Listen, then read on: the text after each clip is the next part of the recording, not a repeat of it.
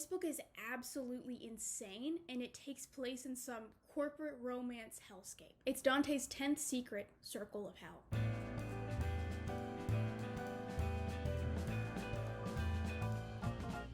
This morning, December 3rd, 2021, I found what looked like a very fun 2.5-hour Christmas romance included in my Audible membership. I thought it would be a fun way to get into the holiday spirit and get out of a reading slump. Never in my life have I made such a grave error. Trigger warning: harassment, stalking, and general predatory behavior. Yes, this is a Christmas book. Before we begin, I just want to say this video has nothing to do with the authors. The only thing I will mention is their names. I do not want you to contact them, try to contact them, spread any hate about them. Just leave it alone. All I want to do is dunk on their book. My therapist is on maternity leave until February, so I'm forcing you to share my pain of listening to the most unhinged piece of Christmas literature I have ever consumed. As soon as I realized what kind of book this was going to be, I started writing down a lot of notes. I haven't really done a lot of prep work because I just had to film before my brain imploded on itself. So I'll be looking down a lot. Also, you're too pretty, and I can't look you in the eye.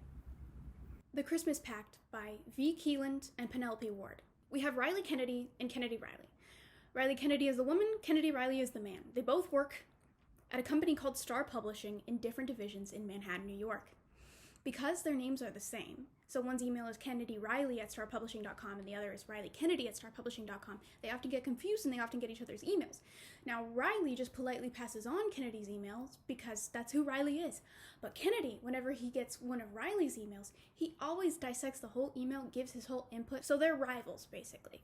This particular instance, when the email switch happened, Riley was writing to an advice columnist called Dear Ida about her mother's Christmas letters. All of her siblings are more accomplished than her, is how she words it. Like, she has one sister who's in the New York Philharmonic, she has another one who's like a really famous doctor, and it always seems like Riley is like underplayed in the Christmas letter. And Riley notes that it's very important that she's still 27 and single. Oh my god. And she hasn't been on a date in 10 months. I would also like to note that our protagonist, Riley Kennedy, wrote this exact sentence in her message to Dear Ida. My Morkapoo, Sister Mary Alice, gets more action at the dog park than me. I know it's a joke, but it's a very strange observation for a human being to make. So I thought that was interesting. This is kind of where the gears started turning in my head, the gears of war. I was gearing up to go into battle. Riley basically finishes by mentioning that she doesn't want to be in the Christmas letter anymore. And she asks, how do I tell my mom I don't want to be in the Christmas letter anymore? This is what Kennedy Riley, Mr. Mans, I josh you not, had to say in response to this email that got forwarded back to him from Dear Ida. Riley, Riley, Riley, what am I going to do with you?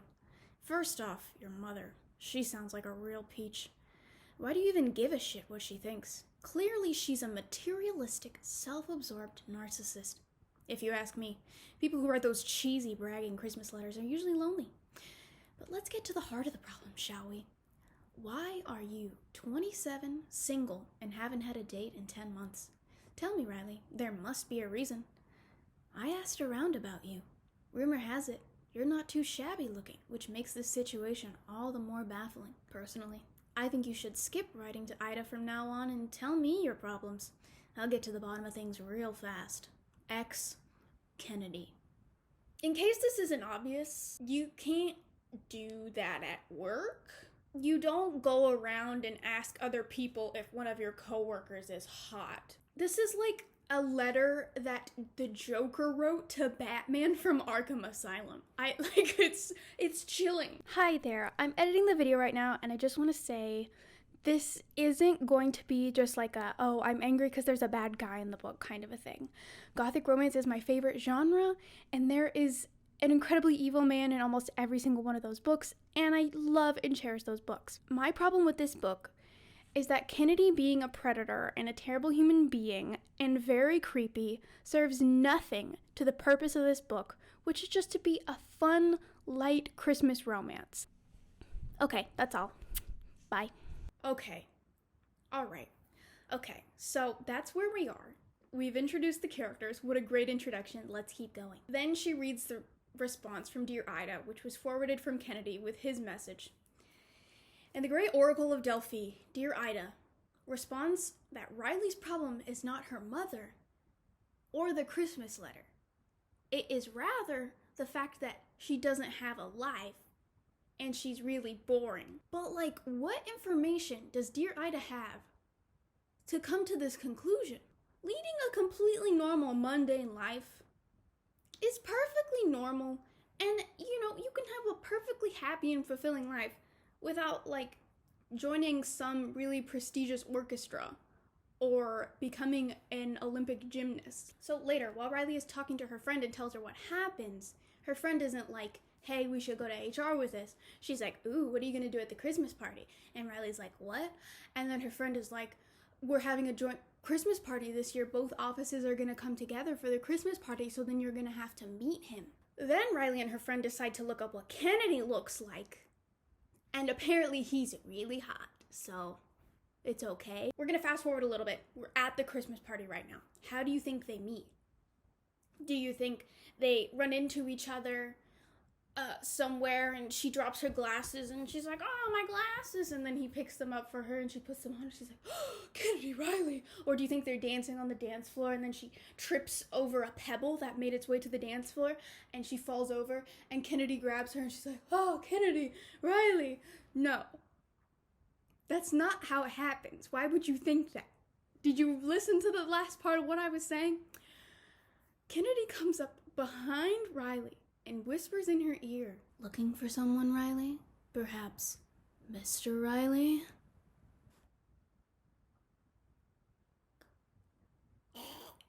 That's so creepy. Do not approach anybody like that. I wonder if this was some Batman Joker fan fiction that was on Wattpad and then they changed the names and then they like got it published. Because this is something else that the Joker would do. But the joke, okay. Like, I don't know why, okay. So it startles her, obviously, because that's terrifying. So she whips around and she spills her Christmas martini on him. And then she like grabs a bunch of paper towels. She's like trying to blot it off. She's apologizing. She's like, oh, I'm so sorry. I'm so nervous about the party. She doesn't realize it's him yet. And he says, quote, jumpy, huh? Nervous about meeting a certain someone? And then she realizes it's him. Which, like, it's very the audacity to assume that, like, she'd be spending her whole night, like, thinking, like, where he's gonna be. Like, imagine there's some weird guy at work that keeps messaging you, or he's, like, keep trying to friend you on LinkedIn or something. And, like, at the Christmas party, he comes up to you and he's like, I bet you were waiting for me all night. Nervous, huh? And you're like, but she is. Because why not? Why is a better question. And then she realizes it's him. So she's still off balance from meeting him, and her hands are like still pressed to his chest where she was wiping away the martini. And she notes how he can't stay out of her business because he finds her like the moment her and her friend get to the party and she just ordered a drink. This is what happened next. He says, quote, you seem to love being in mine at the moment too. Riley, Riley, Riley. Can't keep your hands off me already. I ripped my hands away. Hardly, I scoffed. I was trying to help dry you off. His lip twitched, and he tilted the drink in his hand in my direction. Maybe I should be as clumsy as you, just so I can return the favor and help you dry off. A lot of women have something called breasts on their chests. A guy saying he's gonna spill his drink so that he can touch your boobies is not okay. And I feel like this kind of is where the plot diverges from Batman. You know what I mean? I don't know why I keep paralleling this story to Batman. But I don't think that the Joker would say this to Batman. Why can't I stop talking about Batman? So then they have their little back and forth, you know, they're like doing their little quips where she's like, oh, he's so infuriating. And then she moves to the other side of the party with her friend. And they keep, like, making eye contact with each other. You know, like, in Twilight, when Edward shows up, like, the first day of class, and they keep going like that. Riley's friends go out for a smoke. So this is the first time she's been left alone the entire night. None other than Mr. Ted Bundy, Kennedy Riley, approaches her. Let me just set the scene for you, okay? September by Earth, Wind, and Fire is playing. And Kennedy Riley, the absolute creeper that he is, is dancing over to her. And then, quote, before I knew it, his arms were wrapped around my waist and he was dragging me onto the dance floor. He held out his hand for me to join him, but I wouldn't budge. Unfazed, he began to clap his hands and snap his fingers as he sang out the words to the song. When that didn't accomplish anything, Kennedy moved in closer and gyrated his hips with great enthusiasm, as if he were a stripper from Magic Mike, working a crowd of frenzied women. So is he like, I don't want to act this out for you, but is she here and he's like, ooh, ooh, ooh, ooh, ooh. Is this what is happening right now? Am I alive? What is going on? And okay, so then his dance moves just get so crazy that she starts laughing. And then he says, you took damn long enough. And then they call a truce. Which, like, I guess his whole point the whole time was to get her, what? He's like, he's a pickup artist is what this is. He's a pickup artist and he's trying out a technique where he dances really bad and it activates something in the woman's mind, something primal inside of her, and then she goes crazy. So, I don't know. And then they call a truce and he gets her a drink. Do not let him. But she does. So they're at the bar. They're talking about her Christmas trip home tomorrow because he knows about her, a little bit about her family situation. And he offers to make a Christmas pact. The name of the book. He doesn't actually say a Christmas pact, but like that's where the name comes in, you guys. Where Kennedy, he offers to come home with Riley to pretend to be her boyfriend. This is a fake dating romance. And they can make up a bunch of crazy stuff to impress her mom and her family and just like have a good laugh about it. Kennedy offers this because he doesn't go home for Christmas anymore. We don't learn why yet, but he doesn't go home for Christmas. But she says, for some reason I accidentally booked the first flight out in the morning at 4 a.m. He's like, wow, that's crazy. The next morning, guess who's on the same flight as Riley? Yeah. Kennedy has made the transition from like general harassment to like lack of boundary territory into the stalking territory. So this is a big moment for him. Kennedy basically gets on the flight and he's like, well, I decided to go home anyways. I might as well get on the same flight as you, and if you want to still do the pact thing, like we can still do it. I'll still come back with you. And she's still thinking about it. So later on the flight, we have switched perspectives and we're in Kennedy's mind. We don't have any explanation for any of his past behaviors. Basically, they're talking about, if they're gonna do it or not, and Riley tells Kennedy she feels bad for lying to her whole family, and he says, quote, well, if it'll make you feel any better, we can go into the bathroom and join the Mile High Club during the flight. Then you won't be lying when you tell your mom I'm the best thing that's ever happened to you. She blushed. She fucking blushed. I felt a little twitch in my pants seeing it. So, there's a lot I could talk about in this moment. I've kind of gone over the same thing over and over again.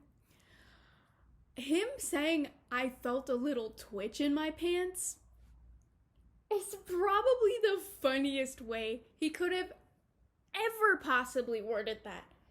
Like, the combination of the word little and then like saying pants instead of the actual anatomical word makes it sound like it's coming out of the mouth of a 14-year-old who just saw Megan Fox in the first Transformers movie, not a grown man who works at a publishing company. Do you think this could get any worse? No. Then he says, quote, hearing that no man had landed his flag on planet Riley in a very long time made me a little crazy. Okay, this reminds me when guys talk about their girlfriends and the women in their life as cars. Like, oh, I just traded in my old model and got a new one. That kind of a thing. Like, it gives off the exact same energy. And it's also the most heterosexual thing I've ever heard. This chapter also reveals that Kennedy is asking himself whether or not Riley would actually accept a kiss from him or be absolutely disgusted by him. If you have to wonder if someone is disgusted by you, you should not make sexual propositions. A pretty baller philosophy. I think it was Plato who said, if you have to wonder if someone is disgusted by you, why are you making sexual propositions, is what he said. So they arrive at the house, and in the driveway, they're practicing becoming close before they go in, because every time Kennedy touches Riley, she gets all jumpy. I wonder why. Another great quote from Kennedy. I'll just give it to you straight. It was going to take everything in my power to kiss her gently. and not suck the lips right off her face right there in the driveway. I can't visualize that. Like, it sounds so terrifying. I know it's like him being exaggerated and how much desire he has for her, but given everything we know about Kennedy, it seems plausible that he thinks kissing is when you put your lips over a woman's mouth and then you just suck like a fish. He meets her family, and he makes up a lie about how he's an astronaut because he actually did go to space school. I don't know what it's called. I'm just going to call it space school, and he did get accepted, but then he didn't actually become an astronaut. Basically, for a while, it's just like a regular fake dating Christmas story. Like, it stays pretty normal. They just pretend to like each other. He's not doing anything weird at all for quite a while. Even when they're put in the same room together, he offers to leave the room or sleep on the floor to make her more comfortable. He even that same night apologized for how he talked about her mom in the first email and saying, I misjudged the situation and I'm sorry I was being an asshole, which like is a very normal human being thing to do. Is there an evil Kennedy and a good Kennedy, and the evil one just like keeps invading into regular Kennedy's life? Well, anyways, evil Kennedy is back because even after he agrees to sleep on the floor to make her feel more comfortable, he still ends up sleeping in the same bed as her after she falls asleep because when she falls asleep, he's on top of her, massaging her back. Don't ask. It's like a fever dream. I can't. It's like people wrote the plot of a book based on what their Sims did for a day, but like their Sims are really depressed and really erratic and they're just doing a bunch of different things. Also, he has a boner in the morning, which makes her uncomfortable, and he says it's not helping that she's not wearing a top or a bra. Nice one, guy. Oh, poggers, dude. I just want to be clear here with you guys. They're still fake dating. They have not crossed over into, oh my god, we actually like each other. We should explore this. We as the readers, reading a romance and also hearing Riley's perspective that she is actually attracted to him, know that she does have interest in him. Kennedy does not know any of this. So you'd think after getting rejected over and over and over again, he would stop, but he does not. He doesn't know anything. All he hears from her is rejection, and then but it's okay, you guys, because right after he takes his shirt off, and he's like super hot to her. So Riley, seeing him shirtless, she's like, oh, maybe what would it be like if we actually were together? And then she's like, no, we can't. He has issues.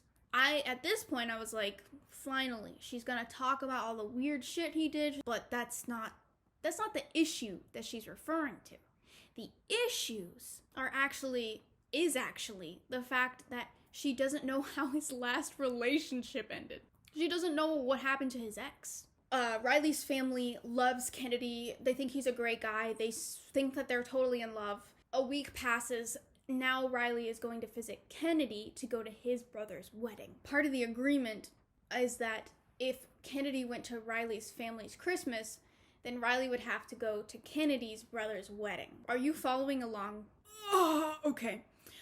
Riley's getting fitted for a dress for the wedding, and surprise, the fiancé, the bride of the wedding, is Kennedy's ex-girlfriend who left him for his brother. This is also why Kennedy hasn't gone home, because of an ex-girlfriend dating his brother, which, like, shitty on the brother. But honestly, if Kennedy was my brother, I would.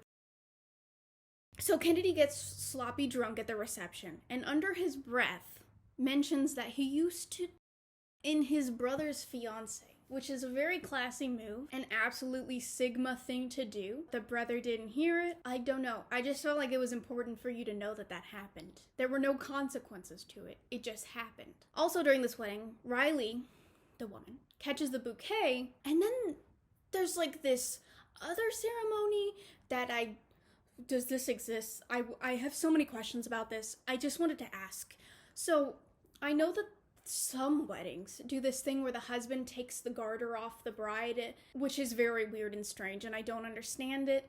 Why would you want to do that in front of your entire family?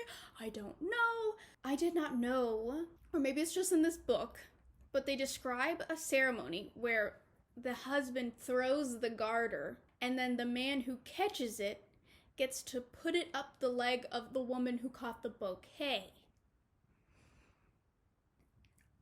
What? Are we 12 and playing spin the bottle in our aunt's basement? What is going on?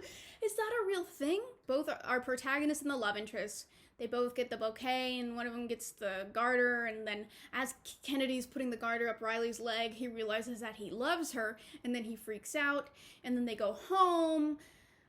It's pretty typical. He's like, I love her and I don't want to hurt her, so I'm just going to stay away. And she's like, I don't know what to do because I like him for sure. And then Riley, with her Stockholm Syndrome, asks Ida again if she should make the first move to actually be with Kennedy. There's also this little conversation going on with Riley and her friend where we also learn that she likes to be on top. Okay. Which does not tie in to anything else neatly. It's not super important thematically. Riley isn't some really powerful lady that intimidates guys. We don't get that impression. So it's not she's getting more comfortable with what she's, what kind of position she likes or anything. It's just and by the way, I like to be on top. It's just so strange. The ending is actually pretty clever where they tie in the Ask Ida column again when Kennedy actually asks Riley to be with him, and then again in the fast forward for his proposal. So the ending was definitely the highlight of the book.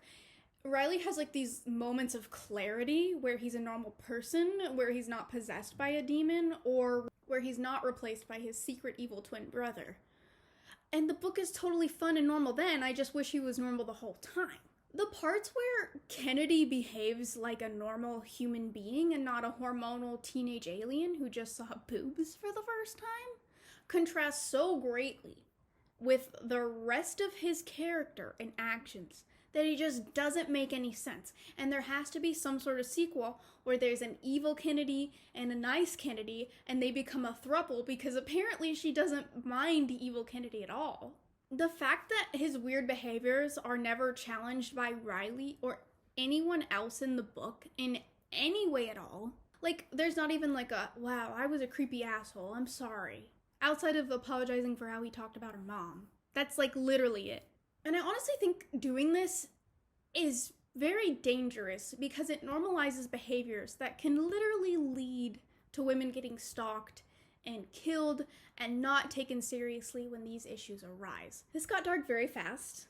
Not a very fun or quirky note to end on. Thank you for sharing the burden of this pain with me. If you want a great fake dating movie that's really fun and silly, but really earnest and heartwarming, Love Hard on Netflix is a really good movie. If you would like a separate video on Christmas movies as a whole, let me know. I have seen all of them. It would mean a lot to me if you could like this video, if you liked it. I also stream on Twitch, and I have all the social medias. I have everyone that's ever existed. Except if I'm on a dating app and it says I'm from Portugal because someone is using my likeness, and I've had to explain to about 50 men from Portugal using Google Translate that I am not that woman, and it's getting very annoying. So, have a good day.